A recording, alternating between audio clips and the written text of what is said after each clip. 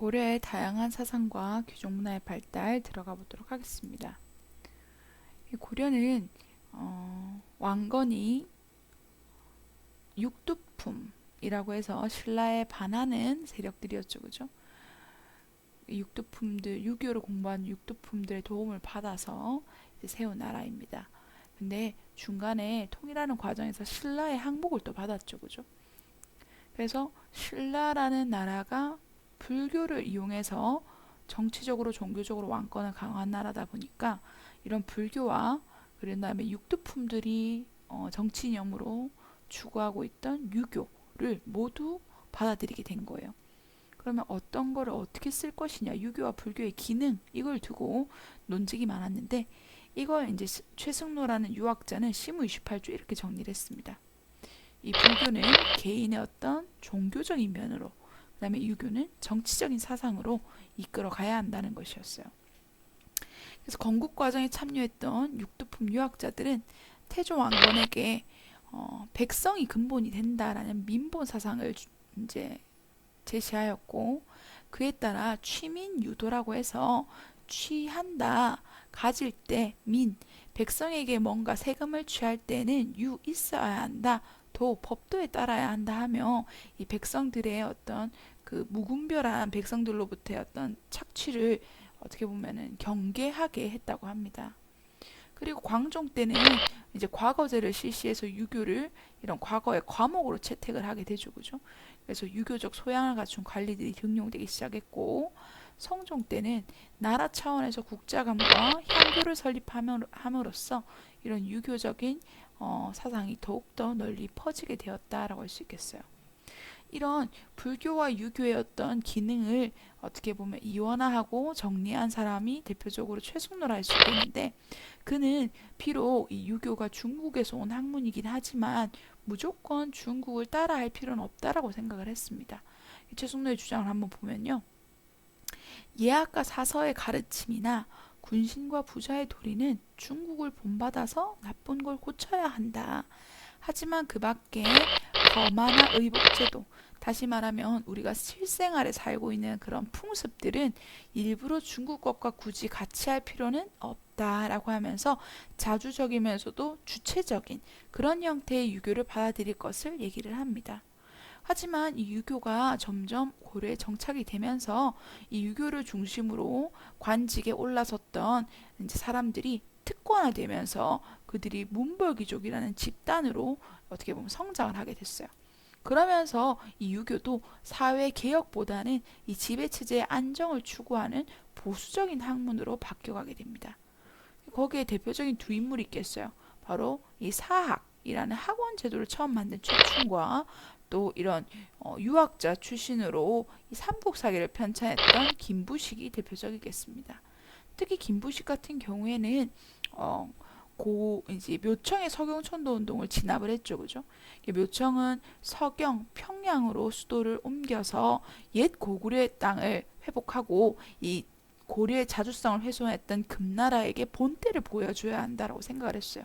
철저한 고구려 계승을 이제 어떻게 보면은 고려가 했다라고 주장하는 게 바로 묘청의 입장이었습니다. 하지만 김부식은 오히려 반대로 이 고려의 대다수의 어떤 지배층이나 어떤 백성들의 삶은 신라로부터 왔다고 얘기를 해요. 심지어 김부식 자체가 김씨가 이 경주 김씨로 왕족 출신입니다. 신라 왕족.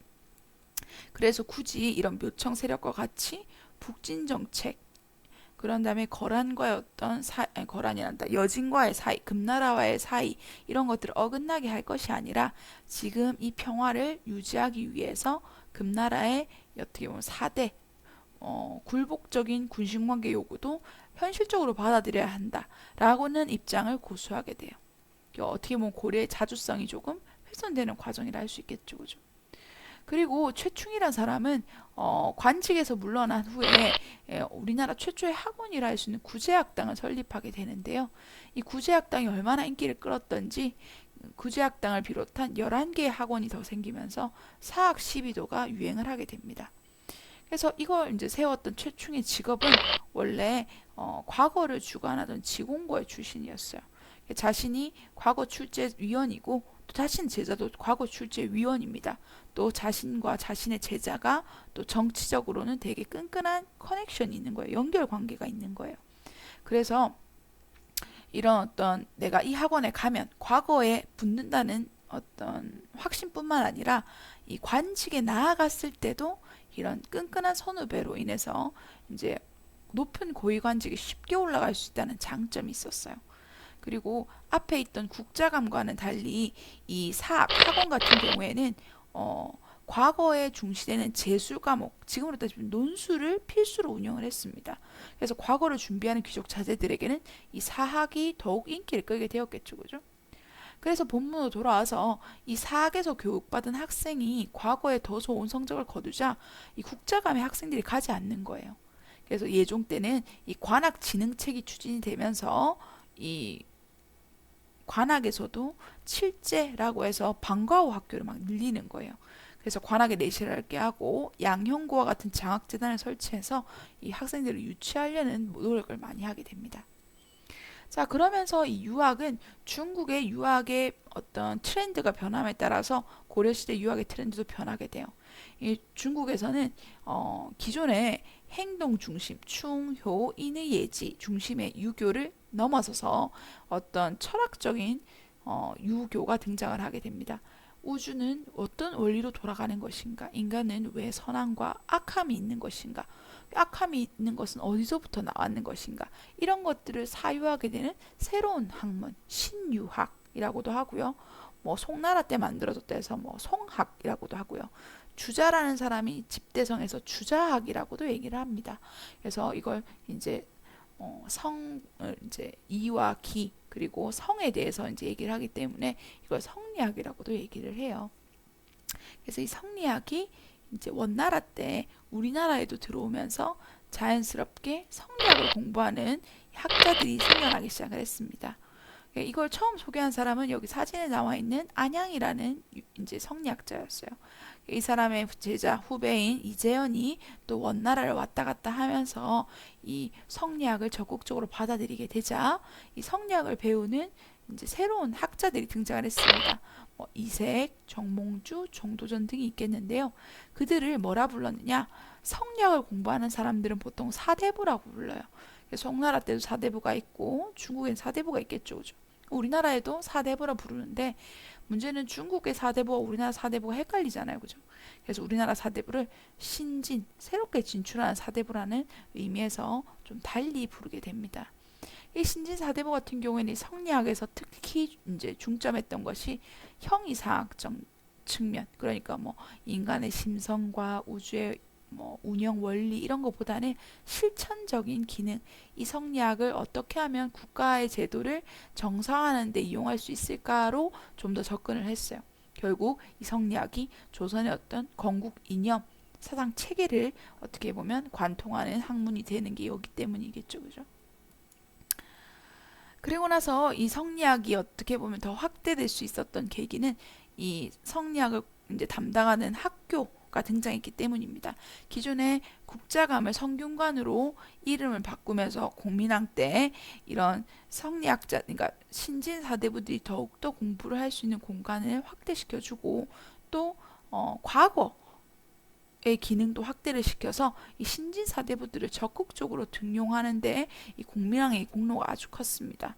사실은 이런 공민왕은 이런 신진 사대부들을 통해서 왕권을 위협하는 권문세족과 대결 구도를 이제 띄게 하는 게 목적이었거든요. 결국 그걸 통해서 왕권 강화를 꾀했다 할 수 있겠죠, 그죠? 공민왕의 개혁 정치는 나중에 실패로 끝나지만 이런 신진 사대부의 성장이 결국 새로운 나라 조선의 건국으로 이어졌다라고 할 수 있겠습니다. 역사서의 편찬 한번 가보도록 할게요. 역사서는 이 유학의 발달과 함께 유교적인 육사 서술 체계가 확립되면서 또 많은 역사책이 편찬이 됐어요. 그 중에 제일 유명한 건 이 대표적인 유학자 김부식이 묘청의 서경천도 운동을 진압한 후 왕명, 인종의 명을 받잡아 삼국사기를 편찬한 게 처음이었습니다. 왜 처음이라고 하는 이유는요. 여러 역사서가 앞에 있었지만 지금 현존하는 역사서 중에는 가장 오래된 역사서입니다. 그래서 유교적 합리주의 사관에 따라서 기전체 형식으로 서술이 되었는데요. 이 기전체가 뭐냐? 이 역사 서술의 방식 중에 하나입니다. 이 기전체가 있고 편년체가 있는데요. 이 편년체부터 설명을 한다면 편년체는 밑에 나와 있는 것처럼 역사를 시간 순서에 따라 기록하는 방법입니다. 여러분 일기가 그런 형태라고 할 수 있겠어요. 하지만 우리가 일기를 그렇게 길게 날짜별로만 이제 서술해 놓으면 정말 재밌는 사건이 이런 것들은 찾아보기가 힘들죠. 뭐 내 첫사랑이라든지 또는 친구 간에 다퉜던 일이라든지 뭐 우리가 졸업식 때 일이라든지 이런 거 찾아보기 어렵잖아요. 그죠? 그래서 이거를 시기별로 아니면 주제별로 묶어서 편찬한 게 바로 기전체입니다. 왜 기전체라고 하냐면요. 이 기전체의 주요 내용은 본기라고 해서 왕들의 역사가 있어요. 그다음에 열전이라고 해서 신하들의 역사가 있습니다. 뭐 우리로 따지면 서희, 강감찬 이런 사람들이겠죠. 그죠? 그래서 이런 본기와 열전을 중심으로 엮어떼서 기전체라고 하는 거죠. 그래서 이제 왕들이 역사를 통해서 자신의 정치적인 어떤 참고를 할 때 유용하다 보니까 보통 기전체로 많이 서술이 돼요. 근데 이 기전체로 최초로 이제 이거를 방식을 차용했던 사람이 누구냐? 바로 한나라 역사학자였던 사마천이었습니다. 그 사람이 쓴 책이 바로 사기라는 책이거든요. 그래서 이런 기전체의 어떤 형식을 빌어서 사용됐던 책들은 이 사기라는 말을 잘 붙여요. 사기. 그래서 이 김부식이 삼국의 역사를 폈다 해서 이 기전체 방식이라 해서 삼국 사기라고 얘기를 하는 거죠. 이 삼국 사기에 대한 오해와 진실도 우리 재밌게 한번 보고 갈 수 있을 것 같은데요. 우리 앞에서 쌤이 설명한 것처럼 이 삼국 사기는 묘청의 서경천도 운동을 진압하는 과정에서 이제 김부식이 생각했던 걸 썼던 거예요. 그래서 묘청과 같이 급진적인 고구려 계승 의식보다는 이제 안정적으로 금나라의 강한 힘은 인정하면서 이런 사대주의, 이런 큰 나라를 섬겨야 한다라는 중심의 어떤 역사 인식과 또 삼국 중에서 특히 고구려보다는 신라에 주목을 하는 역사 인식을 보여주고 있습니다. 자신의 성도 김씨가 경주 김씨라고 했잖아요. 왕족. 삼국 사기 중에 이 고구려 백제 신라에서 가장 많은 분량을 차지하는 나라는 신라예요. 그리고 삼국의 역사 중에 가장 먼저 건국되었다라고 얘기하는 나라도 신라입니다. 실제로 역사학자들은 고구려가 가장 먼저 건국이 됐다라고 얘기를 하는데 그런 부분에서는 조금 다른 점을 보이고 있어요. 삼국 사기의 어떤 신빙성을 의심할 수 있는 부분이 할 수 있겠죠, 그죠? 그래서 이 김부식은 이 삼국사기를 편찬할 때 이 괴력 난신이라고 해서 초자연적이고 신비한 것은 서술하지 않는다는 원칙을 따랐어요. 그래서 신화가 실려있지 않는다고 했죠. 단군 신화. 하지만 삼국의 고유한 기록은 또 존중해서 이 주몽이나 박혁거세와 같은 건국 신화는 또 수록하고 있습니다. 거기다가 고구려 백제 신라의 본기를 똑같이 다루고 있고 또 각 본기에서 해당 국가 고구려나 백제도 우리나라라는 표현을 쓰고 있어요. 그래서 이 삼국 사기가 마냥 이런 사대주의 또 우리나라의 주체성을 어떻게 보면 잃어버린 역사서라 보기에는 이런 부분에서는 좀 높이 평가할 부분도 있다 할 수 있겠죠, 그죠? 그래서 이런 이제 신화나 설화가 누락된 부분을 안타까워했던 일련이 새롭게 역사서를 편찬하게 됩니다. 그게 바로 이제 단군을 민족 시조로 세웠던 일련의 삼국 유사가 그렇겠죠, 그죠? 유사의 유자는 남아있을 유자가 됩니다. 그래서 남아있는 이야기를 모았다라고 해서 삼국 유사라고 하는 거예요. 그럼 왜 하필 단군을 이렇게 막 민족 시조로 우상하게 됐냐면 바로 그때가 몽골의 침입을 받았던 때입니다. 그래서 우리가 그 전까지만 하더라도 이렇게 고구려 백제 신라로 나뉘어진 역사인식이 있었거든요. 근데 이렇게 나뉘어진 역사인식으로는 하나로 뭉쳐서 몽골의 침입을 막아낼 수가 없잖아요. 그래서 이렇게 하나의 민족 시도, 우리는 하나의 민족의 자손이다라는 어떤 이제 사상을 막 이제 어떻게 보면 부각시키기 위해서 단군이라는 존재가 더욱더 이제 히트를 하게 되었다 할 수도 있겠어요. 그래서 단군을 제사 지내는 이 반군을 제사 지내는 그 이름 뭐죠? 참성단이라고 하죠, 그죠? 그 참성단에서 지금도 단군의 제사를 하고 있는데요.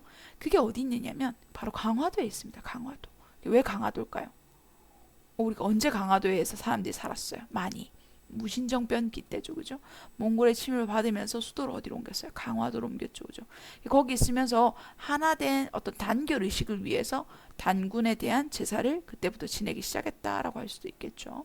그래서 단군을 어떻게 보면 국가의 정치적 필요에 의해서 부각시키기 시작하기도 했고, 그리고 그런 인식들이 이제 민중으로도 이어져서 이런 단군을 시조로 했던 역사서가 편찬되기도 했다라고 할 수도 있겠습니다.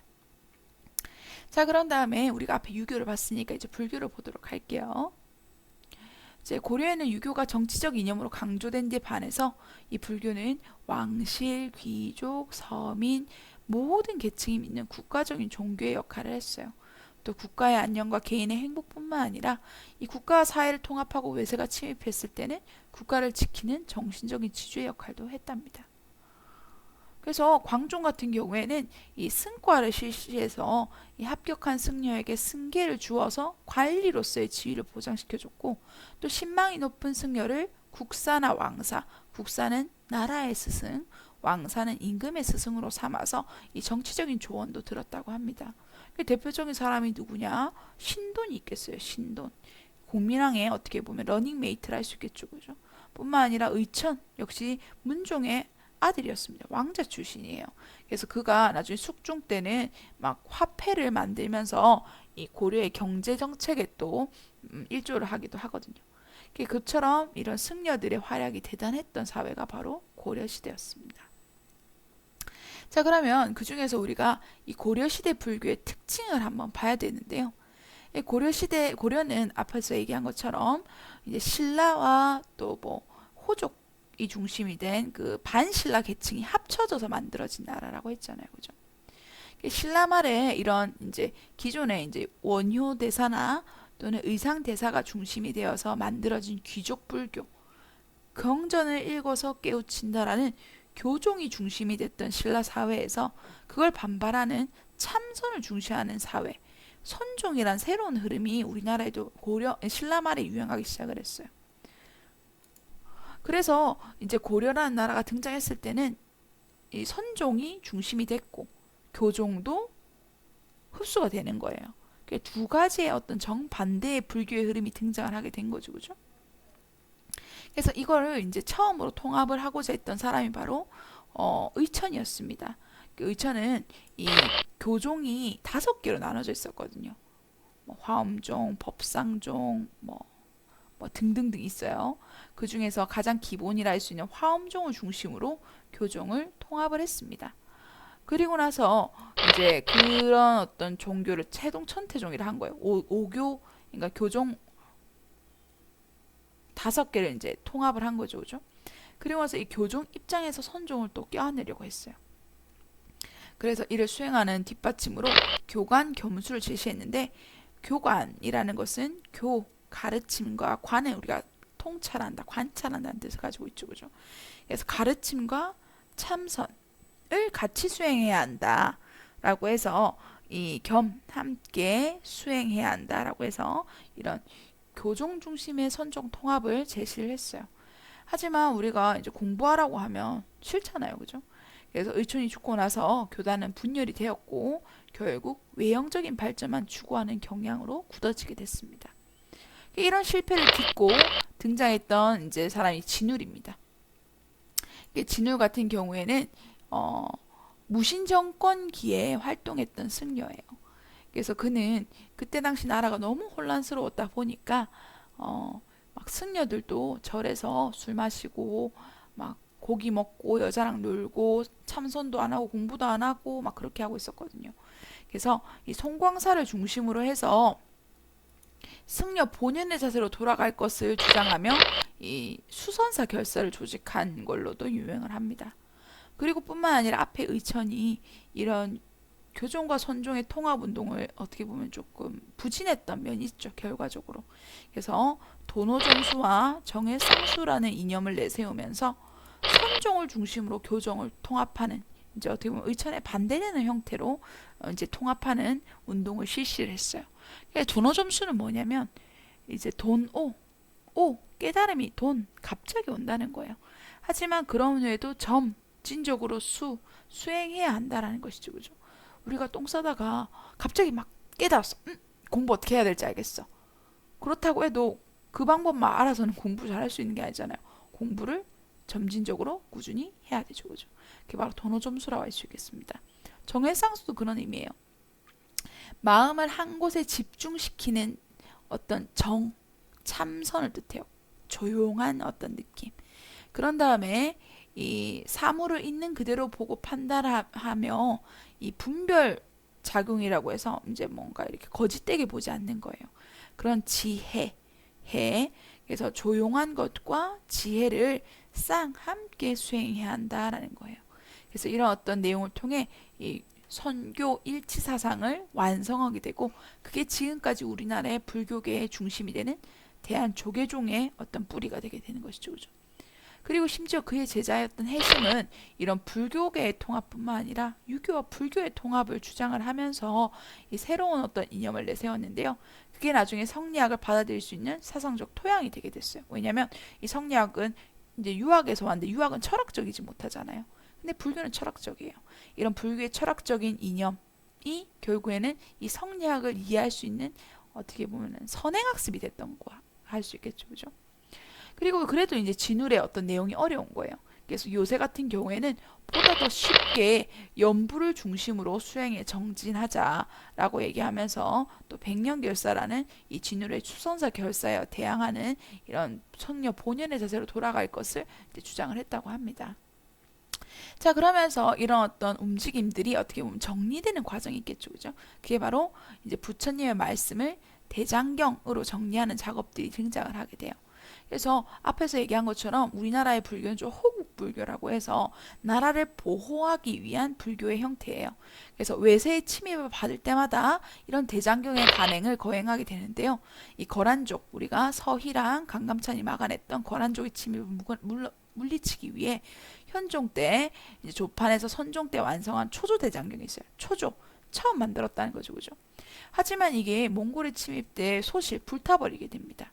그래서 의천이 나중에 송과 요의 대장경을 모아서 또 교장이라고 해서 주석서를 편찬하게 됐어요. 근데 우리가 이제 국가적인 큰 위기, 몽골의 침입을 맞이하게 되자 결국 몽골의 침입을 물리치기 위해 16년 동안 작업 끝에 8만 대장경을 완성하게 되죠. 그죠? 이 8만 대장경은 지금 해인사에 있습니다. 해인사. 그래서 이 지금 이 나무로 된 이 목판이 고려시대부터 지금까지 아주 뒤틀린 거 없이 오탈자도 없이 완전한 것들이 우리가 지금 볼 수 있는 이유가 보존이 잘 되기 때문이에요.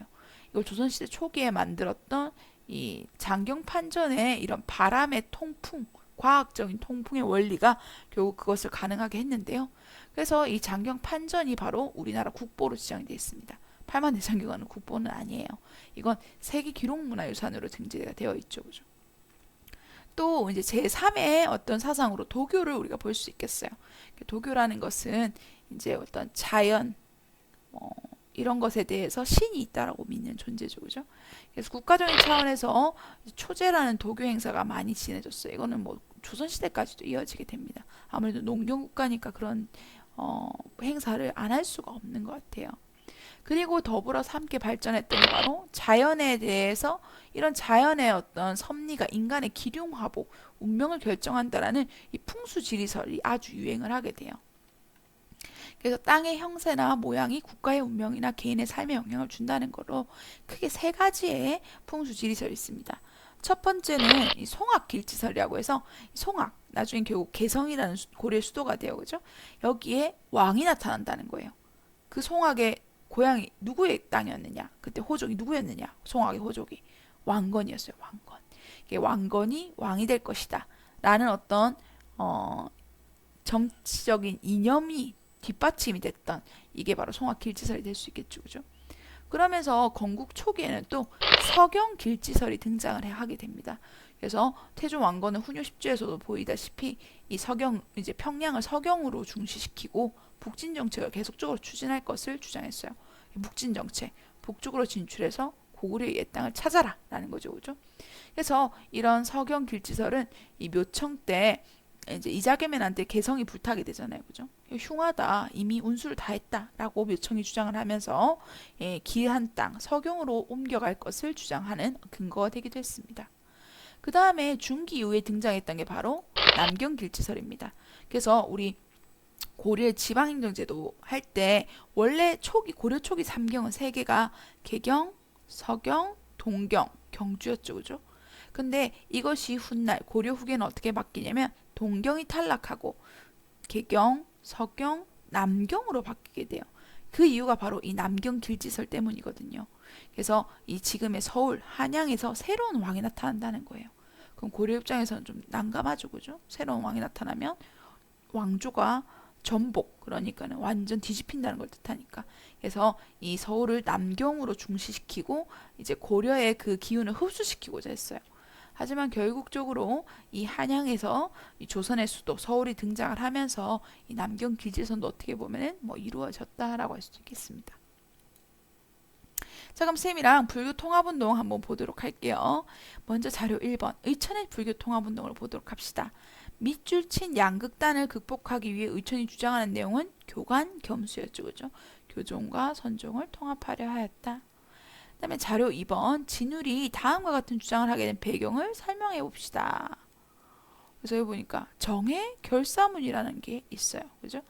지혜와 경전 공부를 함께 하자라는 거죠, 그죠?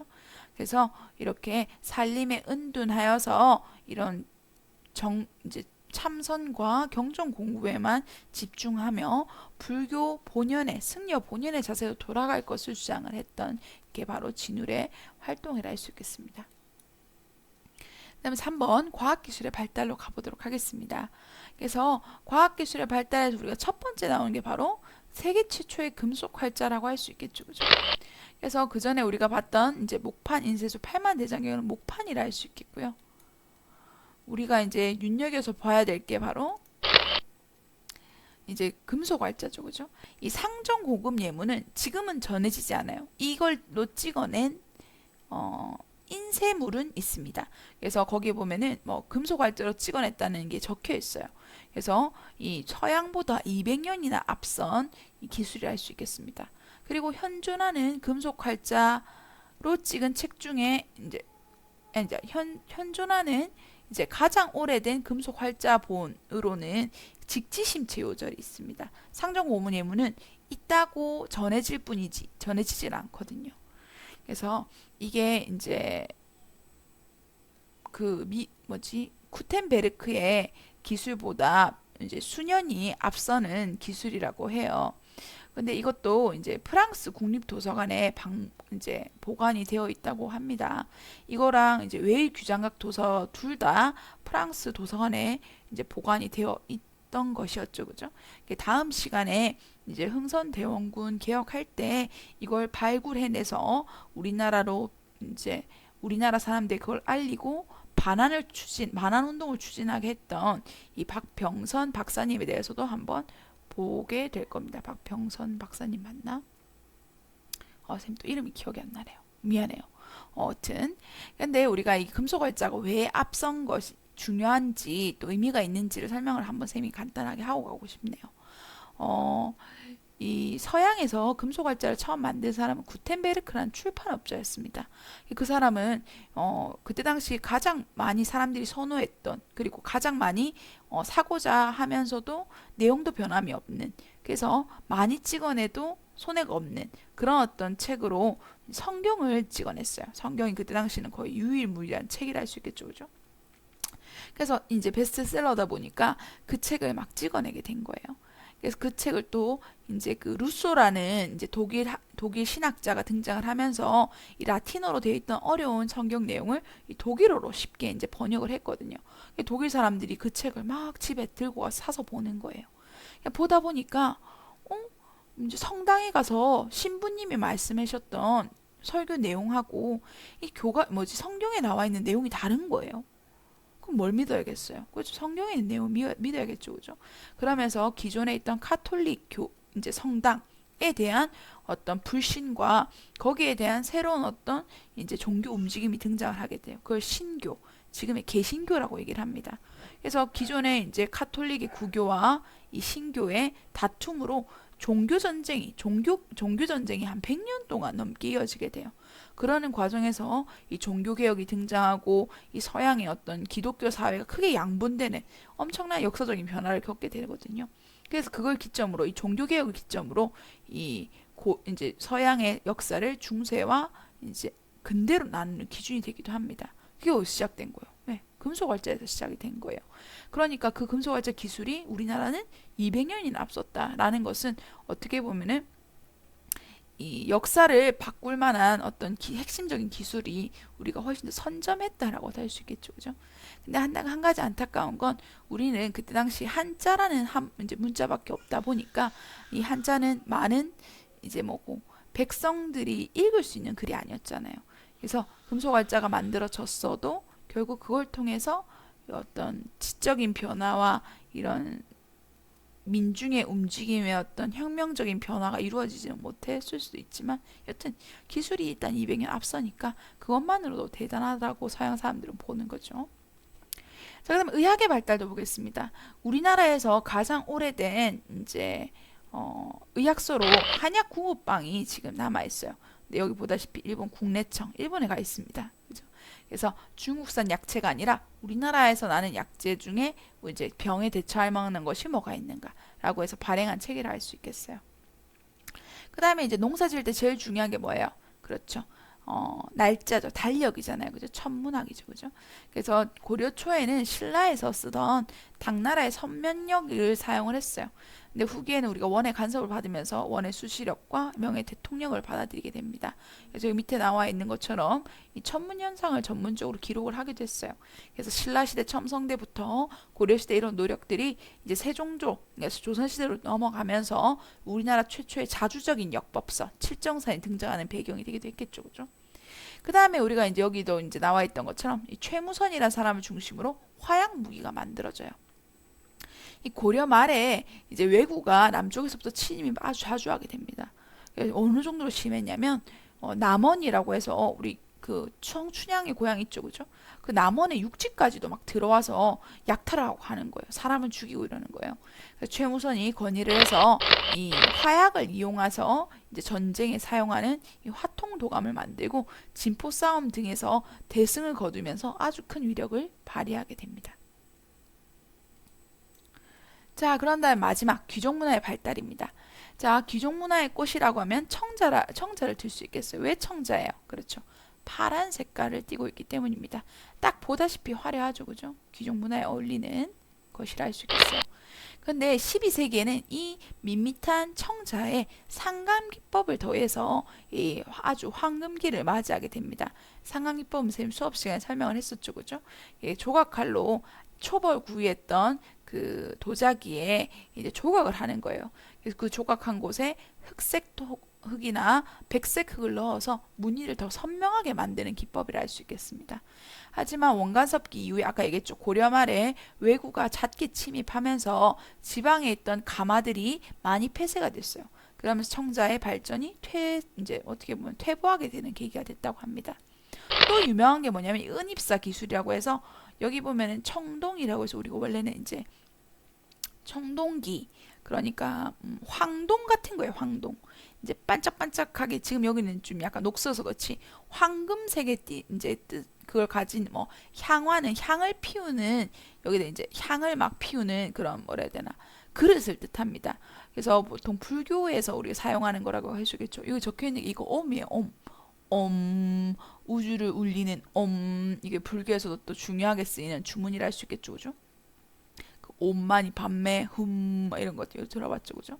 예, 여기에다가 은을 또 이렇게 상강기법처럼 넣는 거예요. 되게 화려하다 할 수 있겠죠, 그죠? 뿐만 아니라 나전칠기도 역시 조개에 있는 빛나는 걸 갖다 붙이는 형식이잖아요. 여튼 창의력은 뛰어납니다. 그 다음에 여러분 여러 갈래의 문학과 음악은 아마 국어 시간에 했을 거예요. 그래서 대표적인 이규보의 국순전이라고 해서 이거 뭐 그 뭐지 국화를 뭐 의인화 해가지고 만든 뭐 약간 뭐 소설이라 했나요? 뭐 그런 것도 있고 설화문학이죠, 그죠?